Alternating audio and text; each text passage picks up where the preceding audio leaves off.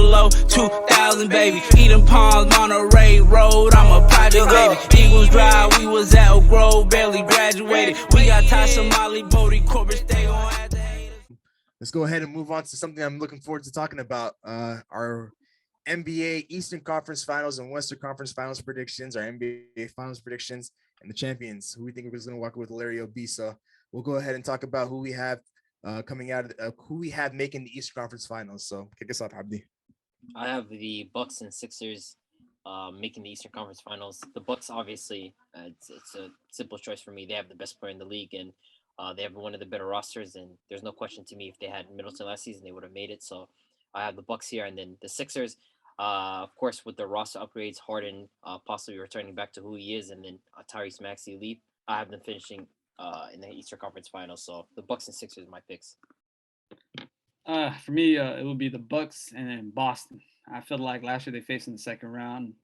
Bucks is missing Middleton in that round. I feel like once Middleton's healthy, Brook Lopez is more healthy. I feel like they get to that conference finals, and I feel like Boston makes it there as well. They got the team. Brogdon's going to be a big piece, big addition to them. We'll see how they develop this year on the defensive side of the ball without Robert Williams for 8 to 12 weeks, without Ime Udoka coaching it for a year.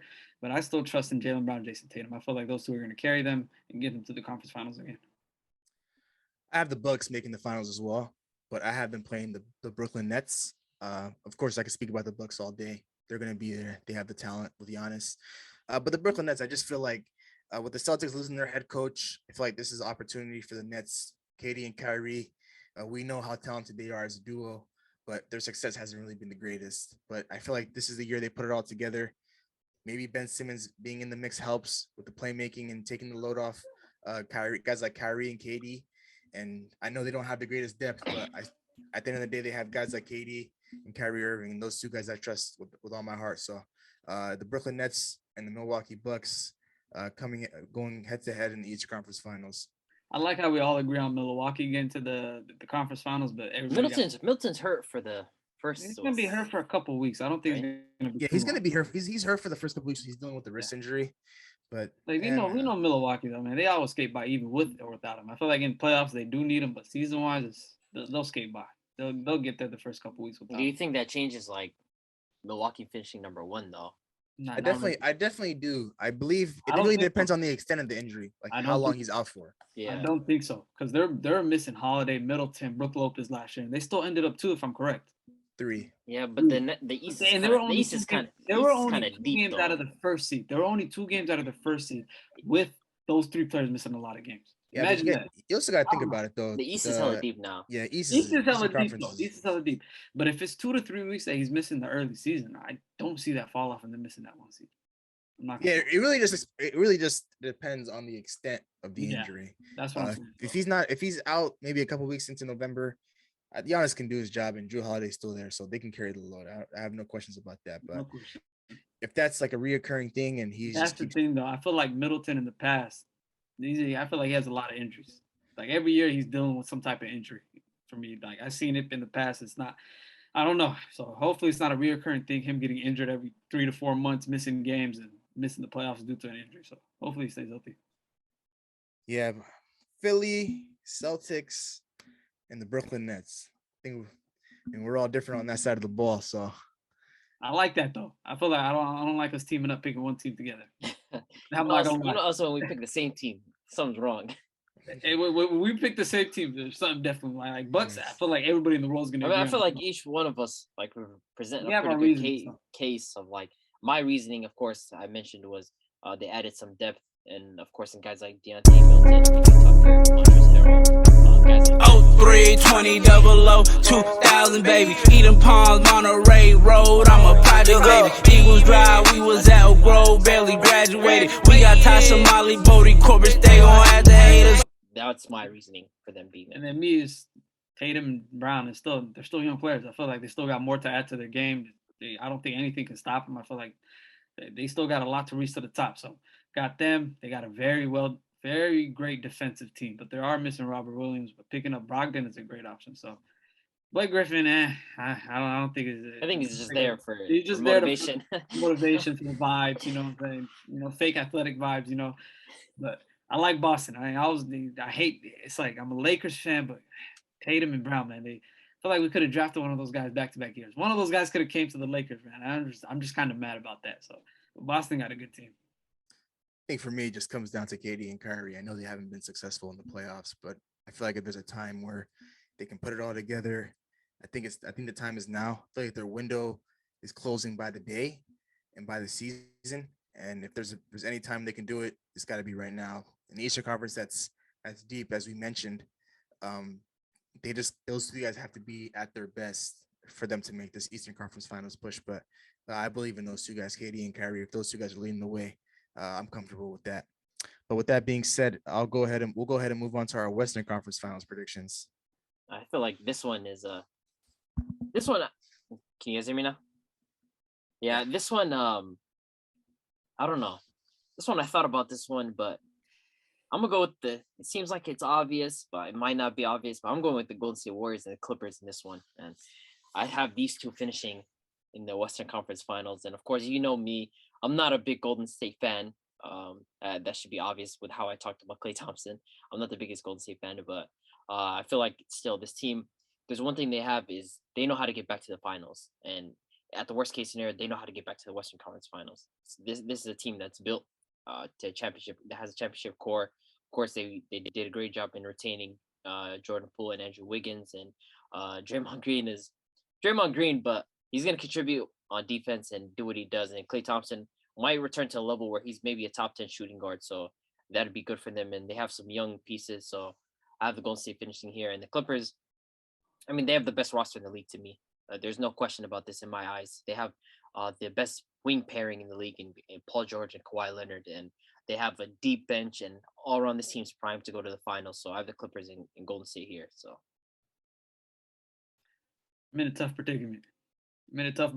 I could go three ways with this one, three different ways. But it's with the same three teams though. So I don't want to go against the Warriors because when they do have a squad, it's just they know how to get back to the finals. It's very tough to go against that. We've seen in the past history, since 2015, how much finals did they miss out on? Two? One? Two. One was due to the fact that the bubble, and I think one was due to the Steph Curry injury, if I'm pretty sure. I think back-to-back years was a Klay Thompson injury. Klay Thompson injury. Playing tournament, they lost to Memphis. Klay Thompson injury, and then the playing tournament, they lost to Memphis. Yeah, so they might have only missed what they missed only one final, right? I'm right. From 2015. Two. Since 2015 they missed two. 2020 they missed the bubble one. I know that. They missed the bubble one and then the playing tournament, right? The playing tournament yeah, one. Milwaukee's ring. Yeah, See? okay. So they got the resume to back it up. They have the team to back it up to get there. So I'm gonna rock with Warriors as one of them. I'm gonna pick the Nuggets. I really believe, man, the Nuggets is a sleeper team. Not a sleeper team this year, but they do get their two young star-ready players to get back and going on that team to help Jokic. And they did build a squad around that team now. They got rid of Will Barton, rid of Frank Campazzo. They did lose Monte Morris, but Bones Highland's gonna take a step up in that role. They're starting. They got Jamal Murray. They're shooting guard too again this year. KCP. They picked up KCP, man. And they have a Bruce Brown off the bench. KCP, Bruce Brown. They got some solid pieces on that team. So MPJ's back. Jamal's back. We know what Jokic is, man. 2-time MVP, maybe a 3-time after this year if they get the first seed. But I got them edging out the Clippers. So they beat the Clippers in the bubble. 7-game series, came back from 3-1. It was crazy. Kawhi and Paul George did not show up that game 7. I feel like they didn't have any heart. They didn't have any grit. And now I feel like the Nuggets have gone better. Clippers did get better, but I don't know. I feel like Jokic is too much for them. So I got the Nuggets versus the Warriors. I feel like it's going to be a run back this year. And Nuggets healthy this time. So we'll see. Yeah, I'm going to agree with you on this one. I didn't really consider the Clippers when I made this prediction. The Golden State Warriors, for me, the Western Conference Finals will be the Golden State Warriors versus the Denver Nuggets, and we got a preview of the series in last year's playoffs. Golden State, they're the team to beat in the Western Conference. I don't care what anybody tells me. They're the reigning champs for a reason. They were able to maintain the same squad, re-signing guys like Jordan Poole, re-signing guys like Andrew Wiggins, giving those two guys extensions, actually. They extended those two guys, and even they lost Otto Porter and Gary Payton, they brought in key guys that can contribute. Jermichael Green, Dante DiVincenzo, and Steve Kerr put a lot of emphasis on getting the younger guys involved, guys like Jonathan Kuminga, of course, James Wiseman coming back, and Moses Moody. So you pair that up with their main guys, Steph, Clay, Jordan Poole, Draymond Green. This team is the team to beat, and the sky's the limit for them. They can go back to back. And for the Denver Nuggets, they're going to finish with the 1 seed like I predicted, and that's simply because Nikola Jokic is getting his help. He's getting help now. Jamal Murray's back. Michael Porter Jr. is back. They had 2 key acquisitions this offseason, KCP and Bruce Brown. Plain and simple, the Denver Nuggets will be in the Western Conference Finals playing the Golden State Warriors. There's no doubt in my mind. Never considered the Clippers, and I won't go back on this. The thing is, though, like my reasoning for having the Clippers is similar to the reason why you have the Brooklyn Nets ending up in the Eastern Conference Finals. Is they realize Paul George and Kawhi Leonard realize that and in my opinion, there's no question that Clippers have a way better roster than the Nets, but it's more so the fact that you have a guy in Kawhi Leonard who, when it comes to the playoffs, like we know who Kawhi Leonard is. It's as good as it gets. He's up there with the best of them, if not the best, arguably, when it comes to the playoffs. And Paul George, we saw him 2021 in the playoffs and how great he performed when Kawhi went out. They have guys like Norman Powell, Reggie Jackson, Luke Kennard, Nicholas Batum. You can just go down the line of guys like Terrence Mann. They have a bunch, and then of course they brought in John Wall. They have a lot of contributors on this team, then, and this team is very, very deep. So I feel like if there's any team in this conference that can come out of it, it can be the Clippers, and I have to consider them. And you can go ahead and say, oh, they lost to the Nuggets in 2020, but this roster is much better than when it was in 2020. No, it's much better. I did not say I'm not considering them. You heard what I said. I said all three. No. It's crazy. It's the same reasoning why he has the Nets ending up in the Eastern Conference Finals is why I'd have the what's it called, the Clippers ending up in the Western Conference Finals. I respect that. There's a reason why I have Boston and the Nuggets. I felt like those two young teams, they got some dog in them, and I really believe the Nuggets, man. They can make some noise this year. I ain't gonna lie to you. But let's not sleep on the Lakers, baby. We're gonna prove tomorrow night. Hey, come on. It's getting late here on the West Coast. I'm trying to go to bed. 7:30, you know what I'm saying? We're trying to be serious here, you know. October 18th, 7:30. Tune into the game, baby. King James is back. You know what I'm saying? I don't know if you guys are gonna ruin the Warriors ring night, but I hope we do. It's just the reason why I didn't pick the Clippers or consider them is I understand they have the craziest depth in the league, but come playoff time, you really just want to have, in my opinion, I feel like it's better just to have a 7 to 8 man rotation where they are going to cut down to that though.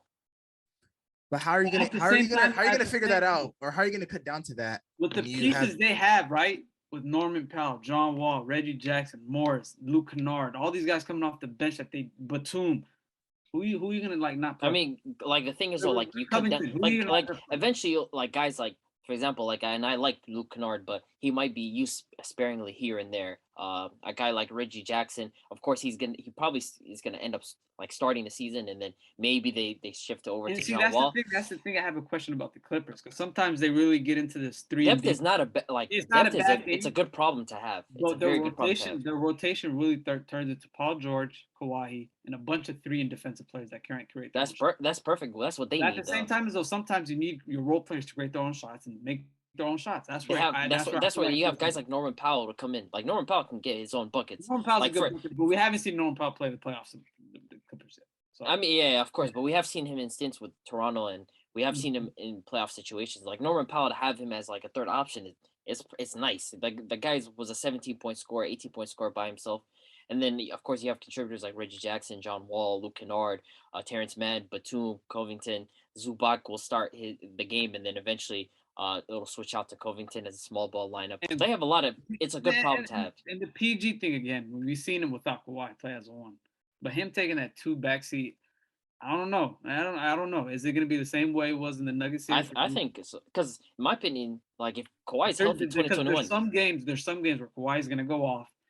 And then he's going to be there with 8, 9 points, 3 for 14 shooting, 5 assists. He's not really involved in the game, and they kind of lose those close games without him being involved. Are we going to see that again this year? So I very much doubt it. I very much doubt it.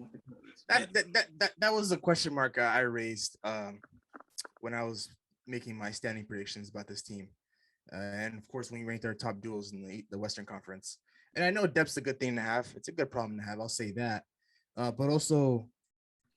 Like I was trying to say, when you shorten your rotation to 7 to 8 guys, 7 to 8 key guys, that means you're giving your superstars heavy minutes. You're giving guys like Kawhi Leonard all those minutes. You're giving guys like Paul George all those minutes. Even key guys like Reggie Jackson that were very successful in their last postseason run. that should be like the main thing. If the Clippers are going to be a team that makes a serious push for the NBA title, they got to figure out the rotation. And I just don't know if they'll be able to do that. Ty Lue, he's a good coach, hell of a coach. I got to give him his respect, but that's the only reason why. Just alongside That's another thing. That's another thing why I'd have them ending up there. They have a hell of a coach. They have a hell of a coach there. So, I mean, we'll see. But I feel like this, especially they're going to be coach of the year for me. So they do got hell of a coach.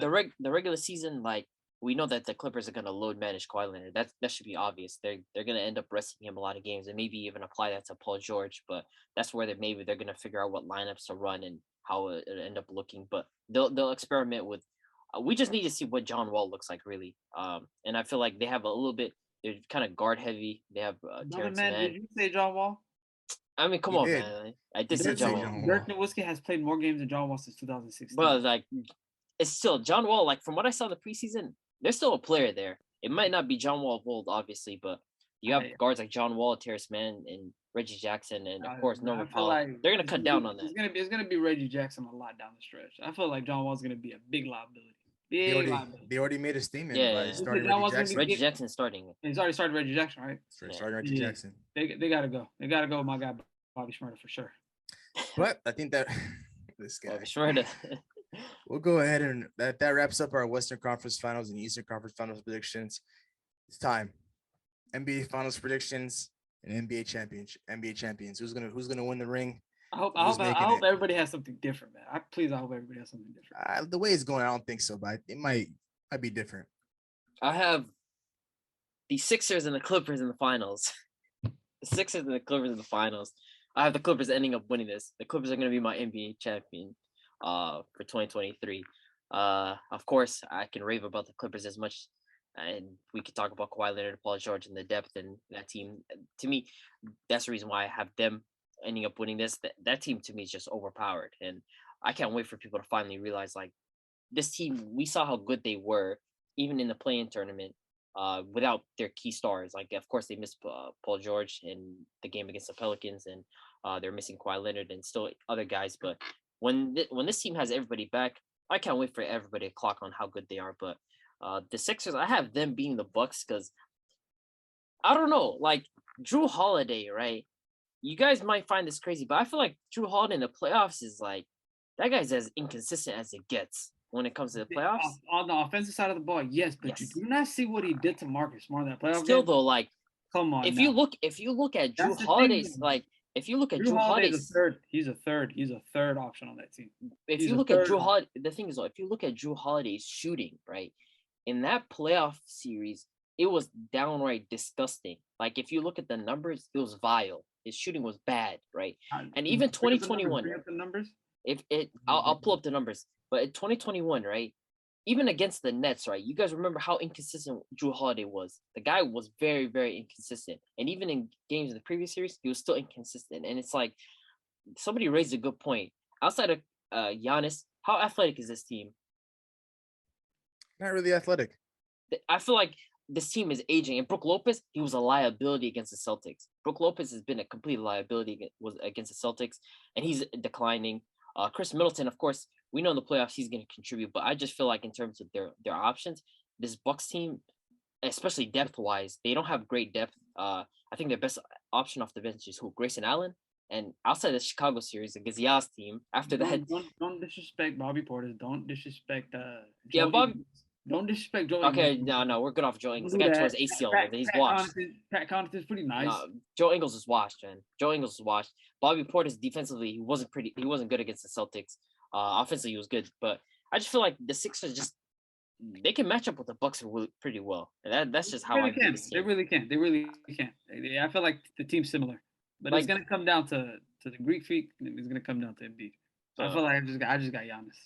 That's for me though. I feel like that's fair.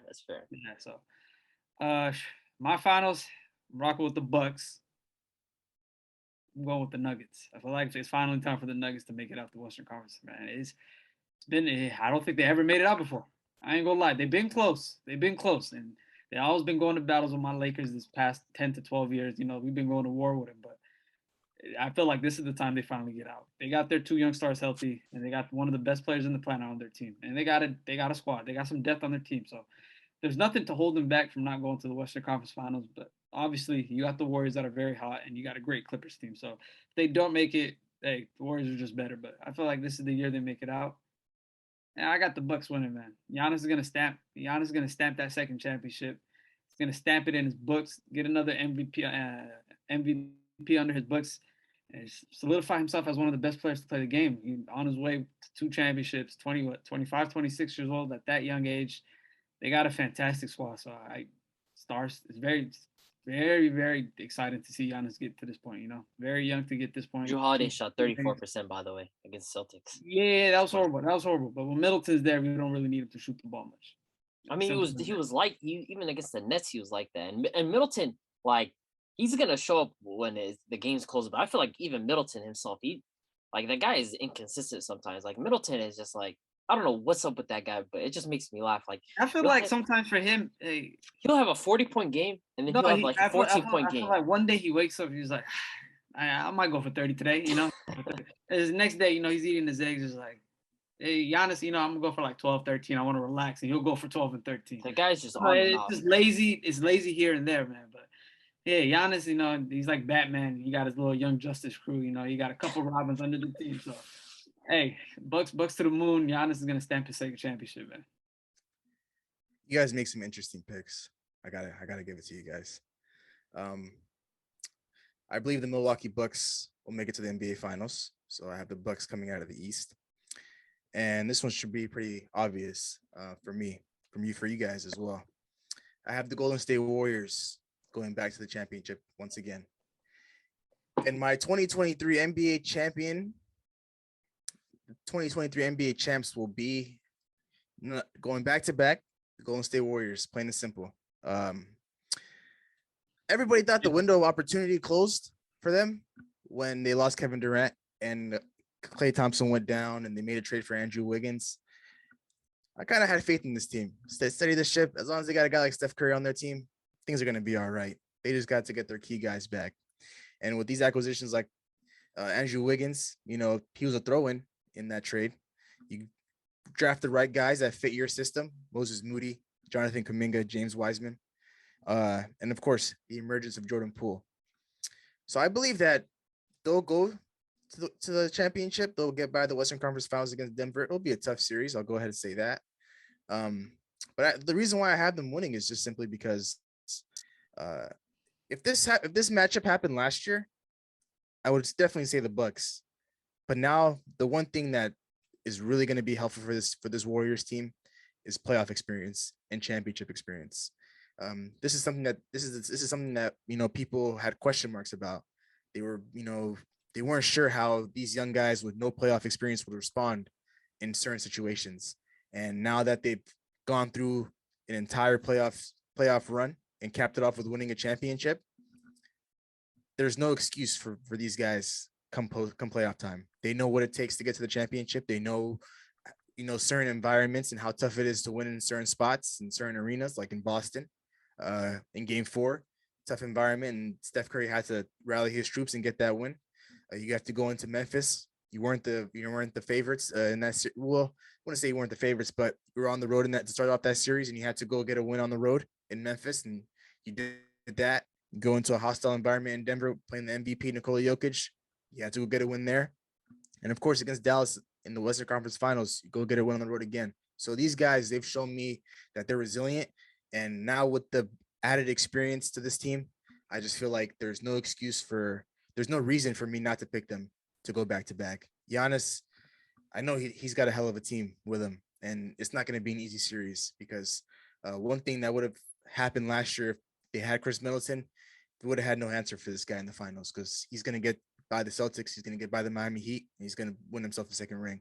But I just feel like with the added experience and you add in the guys with the Warriors core getting better and getting more healthier by the day, I just feel like their depth might just win them this series because star for star, you can go down the line. Of course, Steph and Giannis, Klay Thompson, Chris Middleton, Jordan Poole, Drew Holiday, throwing Andrew Wiggins in there as well. Like there's gonna be matchups where there's gonna be certain matchups where the Warriors have to win. And they might not win that matchup between Steph and Giannis. They might not win that matchup with Steph, but it'll be close. And some nights he might win, but it's gonna be tough there. Middleton and Klay Thompson. Klay has to win there. Jordan Poole, Wiggins versus Drew Holiday. Those two guys got to win there. But I feel like they're just capable of doing it. And yeah, man, Steph Curry, he's gonna solidify himself as. I mean, he's already the best point guard to ever play the game.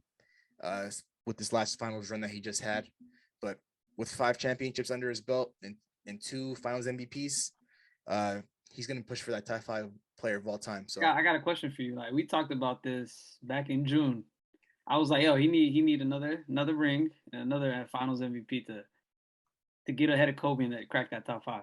So we saying it right now that if he gets that other ring, gets the finals MVP, he's cracking that top 5. If Steph Curry wins, for me, I believe he's gonna be top. If he gets that ring, gets that final, he's top 5. Is he passing Kobe? I wouldn't be mad if people made that debate now. I would say it's a bit of a stretch. But if Steph Curry comes out this year with another championship ring alongside a finals MVP it doesn't even have to be the exact dominating fashion as it was against Boston. It could just be him averaging 30 points and doing his thing. He doesn't necessarily have to have a legacy game anymore. He's got that under his belt. If he just goes out there and gets a finals MVP and another ring, he's top 5. He's a top 5 player of all time. He was already the greatest point guard of all time, and he's surpassing Kobe pretty easily. It's not even going to be close. We should be talking about this guy maybe pushing. I don't know about easily though. A little farther. I don't think easily. There's an argument. Yes. There's an argument. Yes. Easily. An argument. Yes. No. There's an argument. Yes. But Kobe showed up in each 5 of his finals. You guys like to discredit Steph Curry and his rings with Kevin Durant. I'm not discrediting it. I'm not, because if you look at it, we talk about Kobe. Rings, right? He got 5 rings, right? We talk about Shaq, right? Kobe got 5 rings, right? Kobe got 2 finals, got 5. Right? But even after Shaq, that's where the argument comes in. Like if you look at the ring path and the MVP path, it's similar. It's literally. But even then, like Kobe had the craziest Western Conference runs. Like the teams that he was playing, like he was playing peak Spurs, man, and he was playing the Suns, and this guy was taking teams out like that, man. He was playing some fantastic teams. We see Kobe without help, and we see Kobe with help. Like we see what type of dog he is. You know what I'm saying? Curry always had that. You know, he always had that back 100%. You feel me? So, I don't know, man. Kobe going. Hey, like I said, it opens the book for arguments, though. It opens the book for arguments. And one more thing. I don't think it's an argument if he wins. I don't know. If Steph Curry wins one more and a finals MVP, for me, alongside a finals MVP, like it's not easily.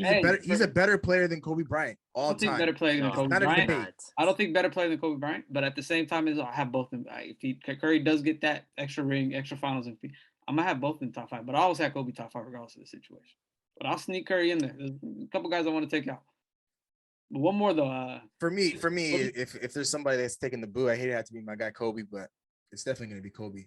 It ain't your guy if you get in the booth though. Nah, yeah, it ain't your guy. It ain't your guy if you get in the booth. Steph Curry's my guy, man. I've been rocking with him for quite some time. 2013. I'm gonna have to come to your house and take that picture in the background because you're disrespecting my guy. I swear to God, you're disrespecting my guy. No disrespect to B, man, but I'm gonna cut out Jordan. I'm gonna leave you with the Jordan half. I'm gonna take the Kobe. That's what's gonna happen. We're gonna be talking about if Steph Curry caps off this season with a championship and a Finals MVP. We're gonna be talking about him in a different light. I agree. You just gotta look at his resume after this: 5 rings, 2 Finals MVPs, 2 MVPs, 1 being unanimous. He's already the best point guard to ever play the game, the best shooter to ever play the game. I mean, the resume speaks for itself. It's pretty tough. It's gonna be pretty tough to argue against it. But overall, I just feel like this Golden State Warriors team, when people said their window was closed and pointing up the zeros, getting no rings, I had a little bit of faith in this team, and I had him winning the chip last year, and I'm going with them again. So, Giannis, he'll just have to come back with a much more loaded team in terms of depth wise. Of course, I confidently trust Drew Holiday, Chris Middleton, and Giannis, of course, but they just need more pieces on the perimeter around him. So I have one question though. Yeah, what are your thoughts about James Wiseman? I feel like I got some high hopes for that guy this coming year.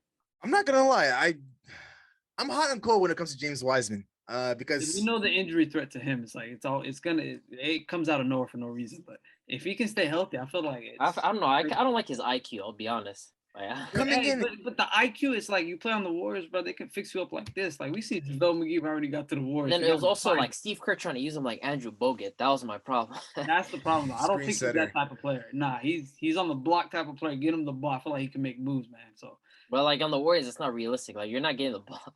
Like it you're gives not him getting. another angle. It gives him another angle of the game.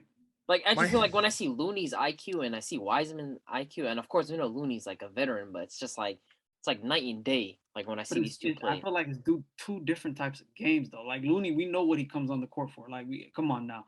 It don't matter for him. He don't need to score. He don't care about not scoring. But I feel like Wiseman's game in college and coming onto this team, he expected to get the ball more in the paint. But I don't know. my thoughts on Wiseman, man. Like I said, I'm very hot and cold when it comes to this guy. I did think it was a good pick for them. Getting a center that they needed. They didn't have a center at the time, and I think just the injuries piling up kind of pissed me off because especially with this Warriors team last year, they didn't have any bigs. They lacked big depth at the big position, only being Draymond and Kevon Looney. But shout out to Kevon Looney, of course. He stepped up to the plate and had a hell of a postseason run. But I just feel like if you add James Wiseman into that mix and his offensive game, it opens up the floor for a lot of guys. Steph Curry doesn't have to necessarily do a lot. He's gonna be him, but you have an option at center now that can score the basketball a little bit inside the paint. He's a better scoring threat than Kevon Looney and Draymond Green. So he's a lob threat, of course. Steph Curry can throw the ball to him. Draymond Green can lob the ball to him. So I feel like he can get easy buckets in this offense, especially in a system where it's pass first, pass cut, pass cut. A guy like James Wiseman can really thrive in the situation. But the only thing is I just really need him to stay healthy because, of course, if he goes down, it's the same issue as last year, lack of depth at the big position. It goes back to Draymond Green, Kevon Looney, JaMarco Green, and you throw Jonathan Kuminga in their second year. But they need Wiseman, and what I've been seeing from him in the preseason was very good things. Those highlights that I saw on Instagram where he was stretching the floor, hitting threes, and getting to the rim and attacking the basket. That's what the Warriors need this upcoming season. They need a paint presence on offense, but mainly on the defensive side. Draymond, of course, we know what he's going to bring, but on the defensive side for James Wiseman, his rim protection is key because if they're gonna go up against a team like the Bucks, you need rim protection against Giannis. You need to be able to hold down that paint, and that team is a very big team with Bobby Portis and Brook Lopez alongside Giannis. So it's not going to be easy, but the Warriors they'll get him ready. Draymond will coach him up like he did his rookie year. So I just really hope he comes into the season ready and prepared. So Yeah, that's where I'm at with him. I feel like he's gonna be an important piece this year. I really feel like it adds an extra side, like an extra angle to the ball on the offensive side of the ball, and it can switch up. It can really, especially on the defensive end. The guy's like 7 feet, very long. He can help on the defensive end, and that's what they lacked. So it can be a scary sight for him if he really can stay healthy and he finds his way in that offense. Very, very scary. Before we wrap things up, man, it's just very scary when we think about this Warriors team because of course Steph Curry, Klay Thompson, and Draymond Green, their years and their days are numbered in this franchise. Of course, they're getting up there in age. Then you think about all these young and up and coming talent that they got. They got Jordan Poole. You throw in guys like James Wiseman, Jonathan Kuminga, Moses Moody, and of course Andrew Wiggins. He's not old. He's like 26, and he just got an extension with this team, so he'll still be around. Like the future of the Warriors organization is as bright as can be. When teams go on crazy runs like that, a stretch like the Warriors are on right now, six finals appearances in 8 years, there's going to be some down years to come and a lot of down years because you have to rebuild heavy. But I don't think that'll be the case for this Warriors team, man, especially with the way their franchise is run and the way they've been drafting young talent. These guys are going to be a scary team for years to come, even way past the days of Steph Curry and Draymond Green and Klay Thompson. So with that being said, any final words, fellas, before we wrap things up? Let's get this NBA season started, man. Lake Show, big game tomorrow night, baby, man. We, my team coming into town, you know what I'm saying? I might, just pull up, Braun jersey, be his number one fan, like a fanboy. Support my guy, but tickets expensive, but let's go Lakers. Let's go ahead and make predictions before we close things out. Warriors. So we got the Celtics and we got the Sixers, and then we have the Warriors and Lakers. So we'll go ahead and make quick predictions who we got winning, and then pretty simple. Close it out then. Sixers and Warriors. Those two teams are gonna win. Boston and the Lakers, two biggest teams in the NBA since back in the day. We coming out first day dub. Let's go. I'm going Boston Warriors. So with that being said, I'm looking forward to another week of football. Week 7 is right around the corner. And when you guys listen to this episode, it'll be opening night, of course. The NBA season is finally here. We've waited long enough, and I can't wait to watch basketball tomorrow. So once again, thank you so much for tuning into today's episode. We really appreciate your love and support. We'd greatly appreciate it if you like, commented, and subscribe to our YouTube channel at New Media Podcast. And if you're watching us on YouTube, all of our social media handles will be in the beginning of this video. And if you're listening to us on Apple and Spotify, if you go to our Instagram page at New Media Podcast, you'll be able to navigate yourself to all of our social media handles there. So once again, thank you so much for tuning in, and we'll see you guys in the next one. Peace. Record a new hit, then we making us a film. Wouldn't sign a deal if I got a couple mil. Been in the lab, now they throwing out deals. Being out late now, that's overkill.